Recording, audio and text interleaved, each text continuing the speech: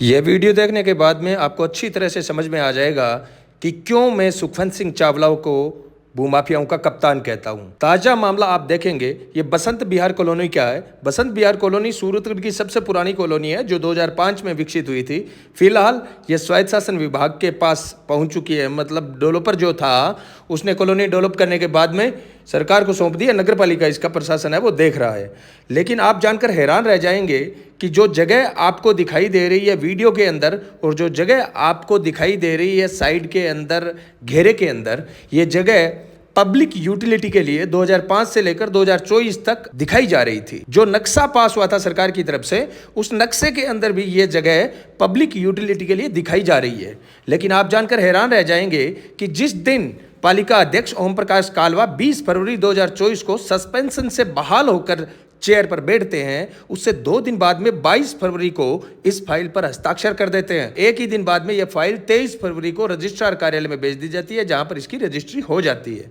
अब ये क्रम देखिए आप, किस प्रकार ओम प्रकाश कालवा भूमाफियाओं के लिए चेयर पर काम कर रहे हैं और किस प्रकार भूमाफियाओं के लिए फील्ड में काम कर रहे हैं सुखवंत सिंह चावला। ये सारी चीजें जब आपके सामने आती है, प्रूफ आपके सामने आता है, तब आपको पता चलता है कि भूमाफिया किस प्रकार से नेताओं अधिकारियों के साथ सांठगांठ करके आपको मूर्ख बना रहे हैं। जब कोई कॉलोनी विकसित की जाती है तब पब्लिक यूटिलिटी के लिए छोड़े गए जितने भी स्थान होते हैं, पार्क है या कोई और स्थान है, उसको प्लाट बेचने के लिए, आकर्षित करने के लिए आपको सबसे पहले दिखाया जाता है कि ये देखिए इस कॉलोनी में कितना अच्छा प्लाट है, इस कॉलोनी में ये खेलने के लिए कोर्ट बना हुआ है, ये फलाना, ये ढिमका।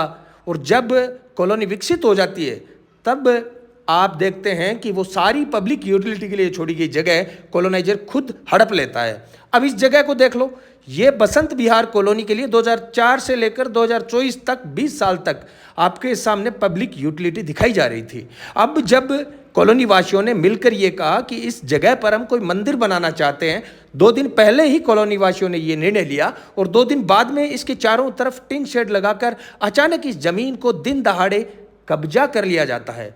फिर कॉलोनी वासियों में रोष उत्पन्न होता है जब कॉलोनी वासियों ने इस हरकत को एसडीएम सीता शर्मा और पालिका ईओ पूजा शर्मा से अवगत करवाया गया, उनको अवगत करवाया, ज्ञापन दिया उनको, तो उसके बाद में सारा मामला सामने आया। अब मैं बताता हूं आपको कि बार बार जिन लोगों को मैं भूमाफियाओं की टीम के अंदर को कप्तान कहता हूं, जिनको ये कहता हूं कि सूरतगढ़ पेरा फेरी में सबसे ज्यादा जिन्होंने दहशत मचाई है, सुखवंत सिंह चावला पुत्र हरप्रीत सिंह चावला, संदीप डांग पुत्र केवल कृष्ण, रमनदीप चुग पुत्र राधेश्याम चुग, विपुल गुप्ता पुत्र राकेश गुप्ता के नाम से ये किस प्रकार व्यवसायिक पट्टा जारी हो जाता है। इनफॉर्मल सेक्टर के रूप में ये फ्री होल्ड पट्टा अगर जारी हुआ, इसका मतलब ये है कि कॉलोनी स्वायत्त शासन विभाग को जाने के बाद में ये पट्टा किसी ने जारी किया है। और जब आप सवाल पूछते हैं भाई साहब से, ओम प्रकाश जी कालवा से, तो वो कहते हैं मुझे नहीं मालूम है। ये काम तो बहुत बड़ा घोटाला है और ये काम स्वायत्त शासन विभाग के बड़े अधिकारियों के बगैर हो ही नहीं सकता। कब स्वायत्त शासन विभाग के बड़े अधिकारी